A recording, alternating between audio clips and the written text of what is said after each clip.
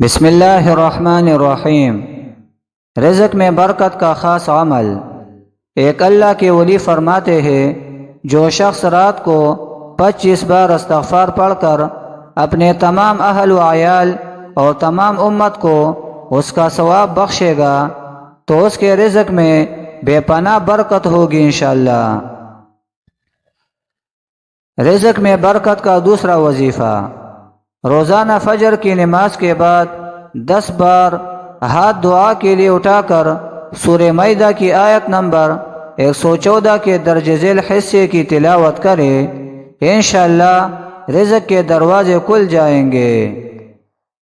وہ آیت یہ ہے، اللہم ربنا انزل علینا مائدۃ من السماء تکون لنا عیدا لأولنا وآخرنا وآیۃ منک وارزقنا وانت خیر الرازقین۔